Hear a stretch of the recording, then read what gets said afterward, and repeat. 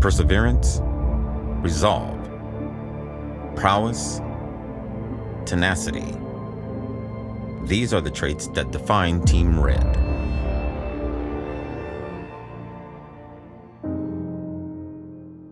If you go and do something brand new that nobody has ever done, regardless if people all around the world are doing it, if people don't know, they're gonna be like, that's not right, you're doing it wrong. And until you see that kind of success, or someone else sees it, everybody just thinks you're crazy until further notice. You get to a point in your life where you graduate high school, you graduate college, and you're just like, I don't wanna be a doctor. I don't wanna play golf, I don't wanna play basketball, I don't wanna play football, I don't wanna do these things. I wanna play video games. And to get to the point in your life to say you can sit there and tell everybody that you want to play video games and there's nothing they can do, it's really hard. It's always gonna boil down to who you are. Like, there's nothing outside of myself that I'm gonna do to impress anybody else. A lot of people feel like they have to live up to expectations of other people before they realize it has nothing to do with them. It's all about you.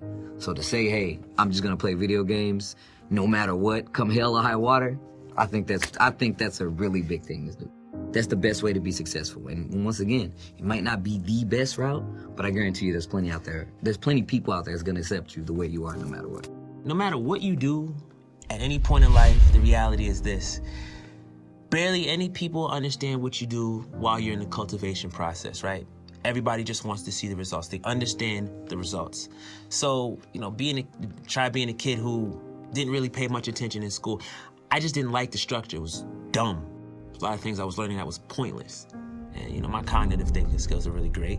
And I just didn't see the point of learning all this algebra and stuff. I'm not trying to build no spaceships. I'm trying to be somebody in the video games. I just need math, just simple arithmetic. So my father, he was a little concerned. He's always gonna play the parent. My mother, she just was like, all right, do whatever you got to do. So for them, they didn't understand that until they saw what I was applying my knowledge and all of that stuff for. The hardships at that point was just convincing other people that I wasn't just a crazy person who was just trying to drop out of school just to play video games. There was much more to that, and I saw it. As time went by, my parents got to see what it was doing for me. Not only was I was getting better at communicating with people, they saw how much more I was maturing and how much the industry was growing, and they just said, stick with it. I decided to become a streamer when I started to feel like I was kind of running out of options with other jobs, and I was kind of lost at that point. I just wasn't really feeling comfortable in the work field with what I was doing. I was doing plenty of other things, and I just always seemed to be comfortable playing games. It just kind of really brightened up my days. I ended up winning a tournament called the H1Z1 Invitational, and when I attended the tournament, I didn't really have any kind of expectation of winning. But then when I ended up coming out on top, it was very surreal.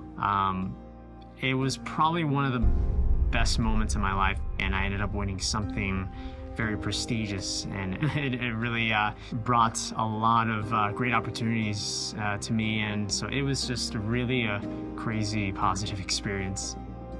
I moved out here with very little. I moved out here when I was around 20 or 19, right out of high school.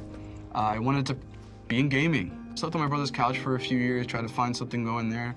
Finally did. Moved out to LA, but I didn't have anywhere to live.